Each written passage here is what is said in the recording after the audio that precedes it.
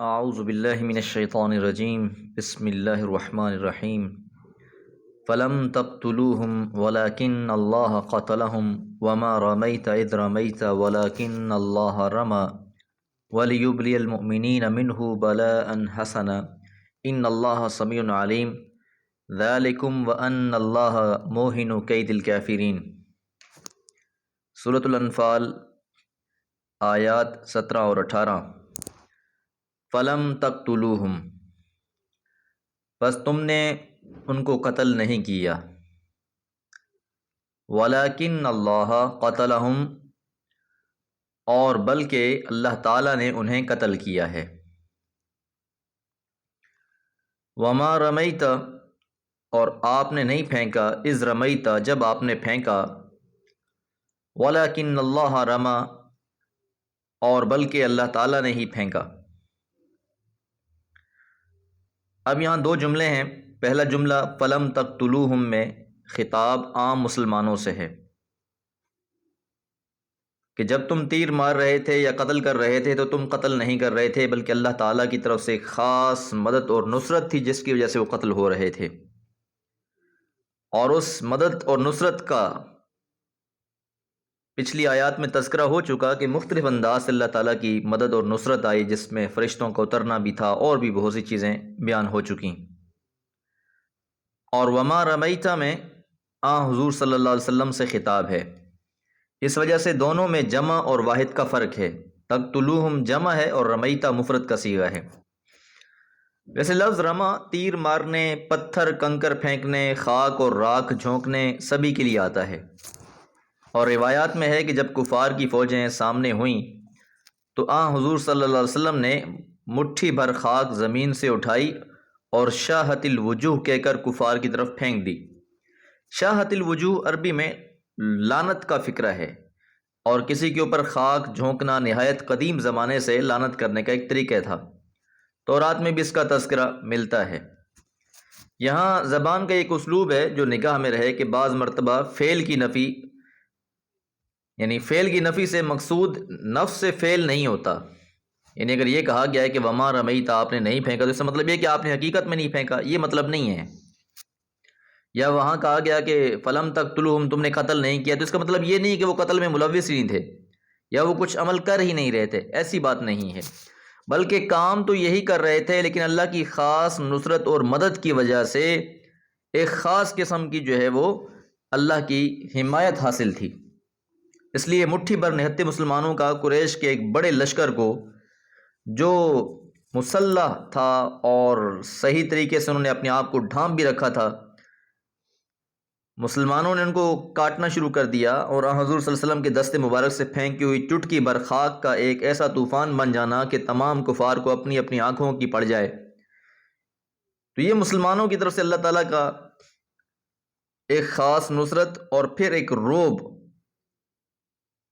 جس کی طرف اشارہ کیا جا رہا ہے، اور مقصد کیا تھا؟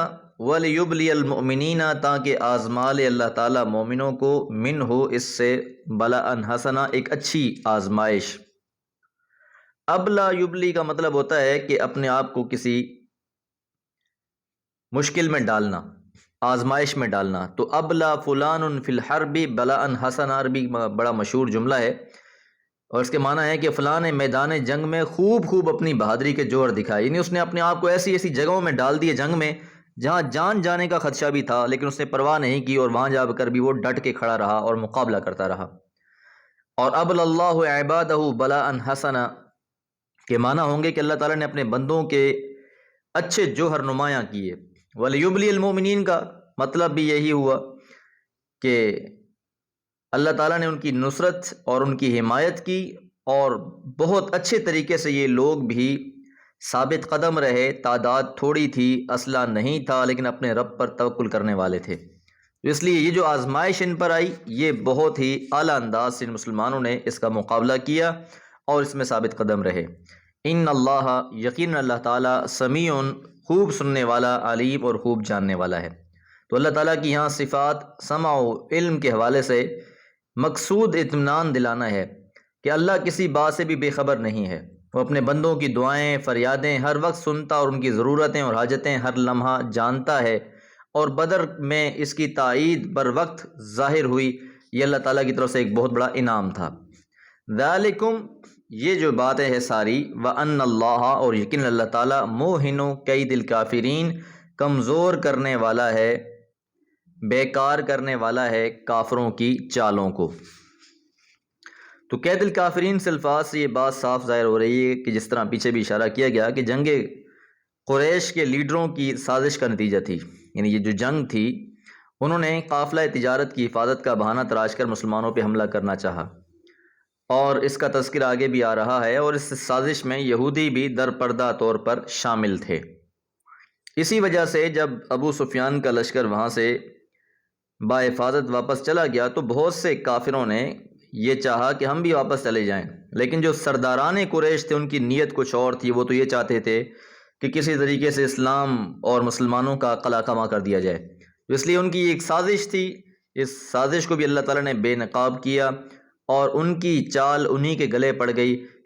ان کے بڑے بڑے سردار مارے گئے، ٹوٹل 70 کافر مارے گئے اس جنگ میں، 70 کے قریب جو ہے وہ لوگ قیدی بنا لیے گئے۔ تو بہرحال اس لیے اللہ نے فرمایا کہ وَأَنَّ اللَّهَ مُوهِنُ كَيْدِ الْكَافِرِينَ، کہ یقین اللہ تعالیٰ ان کی چال کو کمزور کرنے والے ہیں، بیکار کرنے والے ہیں۔ بہرحال یہ اللہ تعالیٰ کی نصرت اور مدد اسی کا تسلسل چل رہا ہے کہ اللہ تعالیٰ نے کس طریقے سے ان کی مدد فرمائی۔ اگلی آیات میں بھی یہ موضوع جاری رہے گا۔ اللہ تعالیٰ سے دعا ہے اللہ تعالیٰ قرآن فہمی کی توفیق عطا فرمائے۔ وآخر دعوانا ان الحمد للہ رب العالمین۔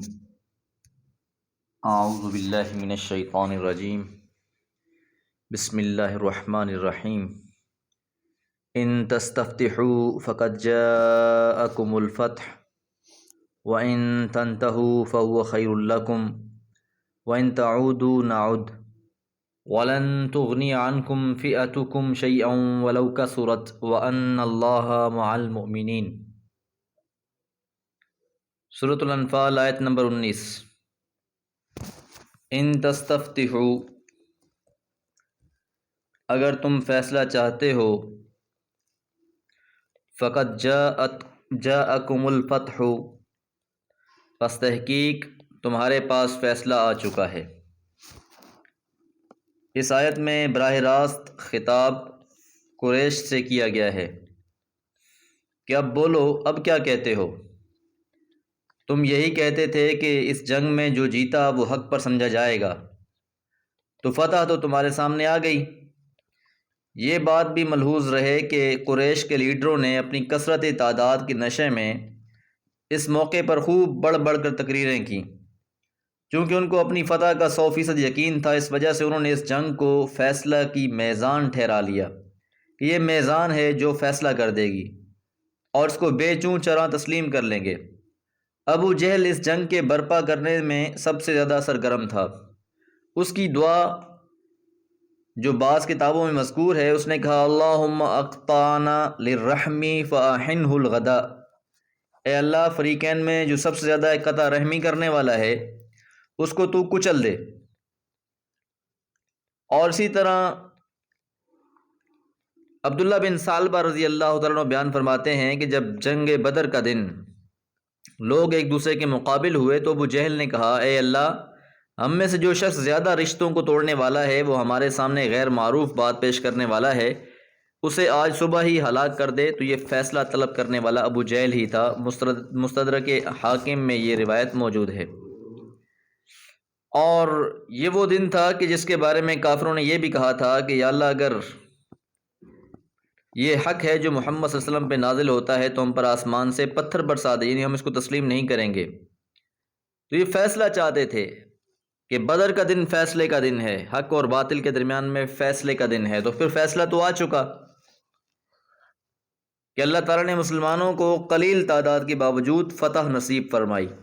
کافروں کا بہت زیادہ جانی اور مالی نقصان ہوا۔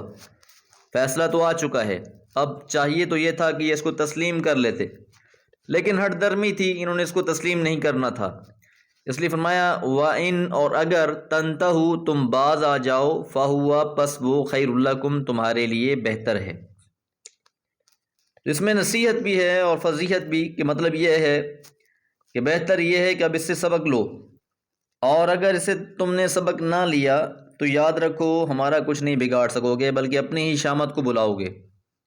اس لیے فرما دیا آگے وَإِن تَعُودُوا، اور اگر تم لوٹو گے نعود تو ہم بھی لوٹیں گے، تم پلٹو گے تو ہم بھی پلٹیں گے۔ یہ کھلی دھمکی ہے کہ اگر تم نے کسی قسم کی شرارت کی تو پھر یاد رکھو کہ ہم بھی کہیں چلے نہیں جائیں گے، تمہارا سر کچلنے کے لیے اسی طرح موجود رہیں گے ہم بھی۔ وَلَن تُغْنِيَ، اور ہرگز تمہیں غنی نہیں کرے گا، بے پرواہ نہیں کرے گا، عنکم تم سے، فئتکم تمہارا گروہ، تمہارا لشکر، شیئن کچھ بھی، ولو کثرت اگرچہ وہ بڑھ کر ہو آ جائے، اگرچہ اس کی تعداد مزید بڑھ جائے۔